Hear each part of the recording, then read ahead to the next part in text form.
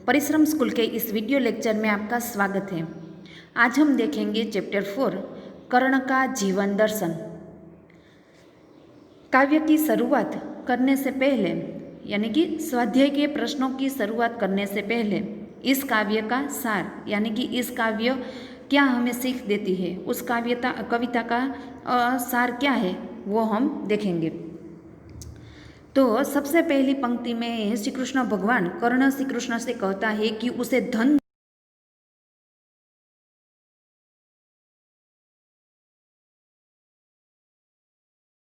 है कि उनके हाथों से दान की पवित्र नदी सदा बहती रहे और निर्धनों को सुखी बनाती रहे।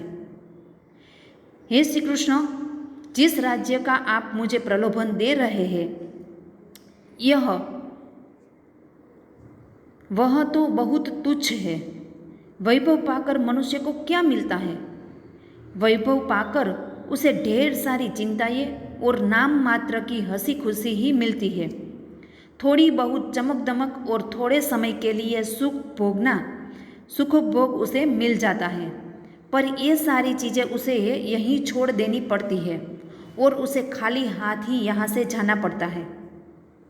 कर्ण श्री कृष्ण से कहता है कि हे कृष्ण, उसके जैसे मनुष्य सोने का भार नहीं ढोते, सुख वैभव का जीवन नहीं बिताते। वे लोगों में बांटने के लिए ही धन की प्राप्ति करते हैं। उनकी बहुमूल्य वस्तुएं लोगों में बांट देने के लिए ही होती है। वे संसार से कभी कुछ नहीं लेते, अपने हृदय का दान ही करते हैं, दुखियों पर दया करते हैं। सोने जैसी चमक दमक वाले राजमहलों की चोटियाँ कबूतरों के ही घर बनती है। गरुड़ पक्षी कभी महल में नहीं होता, वह सोना बिछाने पर ही नहीं सोता। उसका निवास तो पहाड़ों में ही होता है, पहाड़ों की फटी दरारों में ही उसका घर होता है। धन दौलत के सुख का गुलाम बनकर मनुष्य अपना तप तेज खो देता है। राजपद, मुकुट और मणियों से जड़े हुए सिंहासन मनुष्य के तेज को हर लेता है, उसे प्रभावहीन बना देते हैं। मनुष्य धन संपत्ति पाने के लिए ललचाता है, पर यही धन संपत्ति उसे एक दिन नष्ट कर देती है। चांदनी और फूलों की छाया में पलकर मनुष्य सुंदर और कोमल भले बन जाए, परंतु कष्टों का अमृत पिए बिना, धूप और आंधी के सहे बिना न वह पुरुष कहलाता है और न विघ्नों को पार कर सकता है। जो आंधी तूफानों में उठते हैं, झरनों का पानी पीते हैं, सारा आकाश जिनका घर है और विषैले सांप ही जिनका भोजन है, ऐसे गरुड़ ही सांप के बंधन से छुटकारा दिला सकते हैं और धरती के हृदय को शीतल कर देते हैं। हे कृष्ण, मैं ऐसा ही गरुड़ पक्षी हूँ। मुझे अपने सिर पर मुकुट नहीं चाहिए। इस समय दुर्योधन भयंकर विपत्ति में फंसा हुआ है। मैं किसी भी तरह उसे छुड़ा नहीं सकता। मुझे तो युद्ध क्षेत्र में उतरना है और दुर्योधन के जो नाग पास है को उसे काटना है। तो ये था कविता का सार, कर्ण का जीवन दर्शन। सबसे पहले हम देखेंगे क्वेश्चन 1, एक एक वाक्य में प्रश्न के उत्तर। कि कर्ण की एकमात्र इच्छा क्या है? हमने देखा कि कर्ण की एकमात्र इच्छा क्या थी। हमने कविता का सार देखा और समझा कि कर्ण की एकमात्र इच्छा यह थी कि उनके हाथों से सदा दान की निर्मल सरिता बहती रहे। सरिता मीन्स के नदी बहती रहे और निर्धन व्यक्ति है उसके दुखों को हरती रहे। तो कि श्री कृष्ण की कर्ण की बस यही इच्छा है कि उसके हाथों से सदा दान की सरिता, दान की नदी है वो बहती रहे और जो दुखी लोग हैं, निर्धन है, गरीब है, उसके दुख है वो हरती रहे। कि दुखी व्यक्ति, गरीब व्यक्ति है उसके दुख दूर हो जाए, ऐसी ही कर्ण की एकमात्र इच्छा है। दूसरा प्रश्न है, किस तरह के लोग कंचन का भार नहीं ढोते? कंचन मीन्स के सोना। तो कि किस तरह के लोग हैं वो सोना का भार नहीं ढोते? तो कर्ण जैसे दानी पुरुष सोने का यानी कि कंचन का भार नहीं ढोते। कर्ण जैसे दानवीर पुरुष ही कंचन का भार नहीं ढोते। अगला प्रश्न है कि धन संपत्ति किस लिए है? धन संपत्ति है वो किस लिए है? तो धन संपत्ति परोपकार के लिए है। धन संपत्ति है वो किसके लिए है? तो कि जो परोपकार व्यक्ति है, परोपकार करते हैं, उसके लिए ही धन संपत्ति है। अगला प्रश्न है सुख समृद्धि के अधीन मानव का क्या होता है? सुख समृद्धि के अधीन मानव का क्या होता है? कि सुख समृद्धि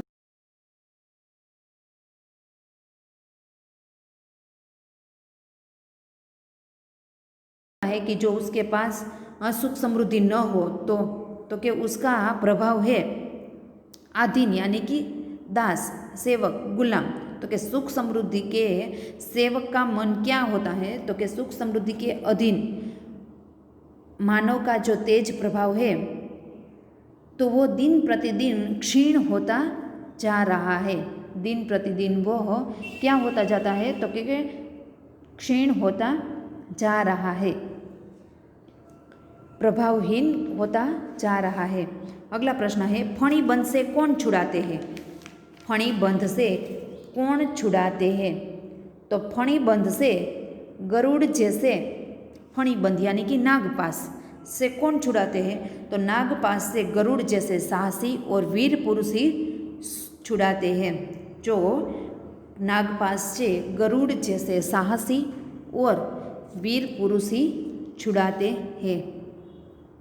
अगला प्रश्न है कर्ण स्वयं को किसके समान बताता है? कर्ण स्वयं को किसके समान बताता है? तो कर्ण स्वयं को पक्षीराज गरुड़ के समान बताता है कि उसे पक्षीराज गरुड़ जैसा ही बनना है। तो कि कर्ण है वो अपने आप को गरुड़ के समान बताता है। पक्षीराज यानी कि गरुड़ के समान बताता है। कर्ण को कौन सा अहिपास काटना है?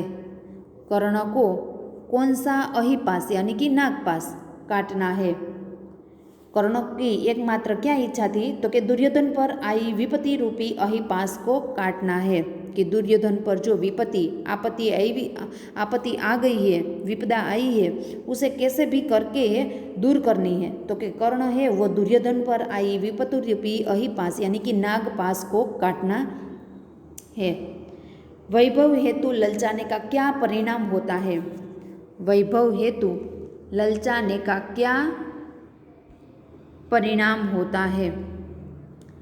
उसका उत्तर है कि वैभव हेतु ललचाने का यह परिणाम होता है कि वह लालच ही मनुष्य को एक दिन नष्ट कर देती है। तो कि वैभव कितने दिन रहती है? तो कि वैभव है वो थोड़े दिन के लिए ही हमें हंसी खुशी मिलती है वैभव से। तो कि एक दिन वो वैभव छोड़नी पड़ती है। तो कि उसके परिणाम क्या है? तो कि लालच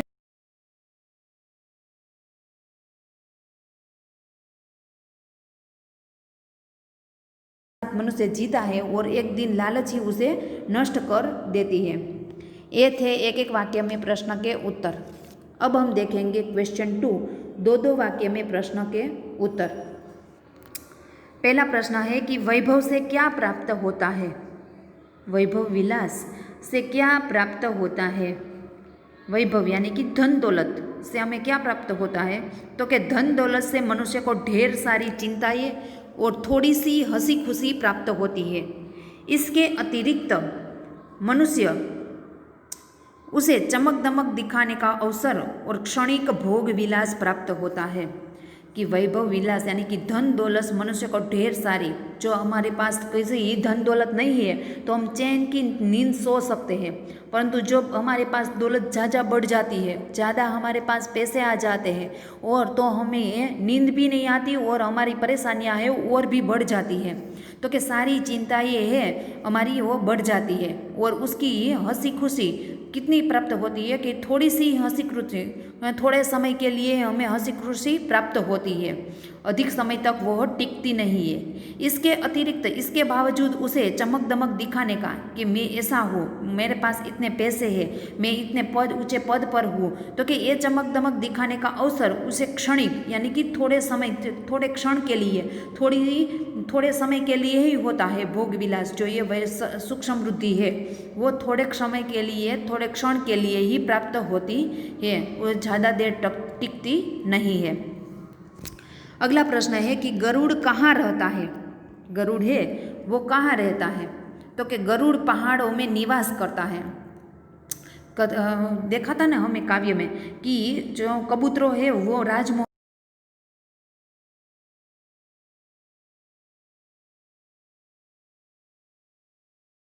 नहीं रहता, वह तो रहता है, उसका निवास कहाँ क्या होता है, तो कि पहाड़ है, उसकी दरार है, जो खाड़े पड़ जाते हैं उसकी तिराड़ है, कि उसमें ही उसकी निवास होते हैं। तो कि गरुड़ पहाड़ों में निवास करता है, चट्टानों की फटी दरारों में ही उसके घर बनाते हैं।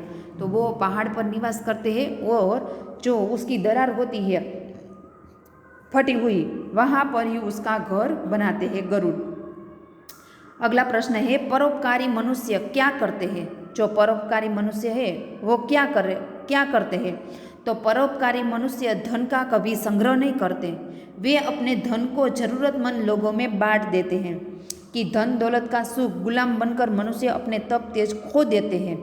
राजमुकुट और के ऐसे व्यक्ति है, राजमुकुट और मणियों से जुड़े हुए सिंहासन उसे थोड़े क्षण के लिए ही उसे प्रभावहीन बना देते हैं। मनुष्य धन संपत्ति पाने के लिए ललचाता है, तो कि परोपकारी मनुष्य धन का कभी संग्रह नहीं करते, वे अपने धन दौलत जरूरतमंद लोगों में बांट देते हैं। अगला प्रश्न है कर्ण दुर्योधन का साथ क्यों नहीं छोड़ सकता। कर्ण है वह किसी भी तरह दुर्योधन का साथ क्यों नहीं छोड़ सकते, तो कि कर्ण दुर्योधन के सामने युद्ध का घोर संकट है, इसलिए सच्चा मित्र होने के कारण आपत्ति के समय उसका साथ नहीं छोड़ सकता। कि दुर्योधन पर जो आपत्ति आई है, युद्ध का संकट है, ऐसी परिस्थिति में उसका सच्चा मित्र होने के साथ, सच्चा साथी होने के कारण वह दुर्योधन का साथ है वो नहीं छोड़ सकता। अगले वीडियो में हम क्वेश्चन 3 सविस्तार उत्तर देखेंगे। Thank you.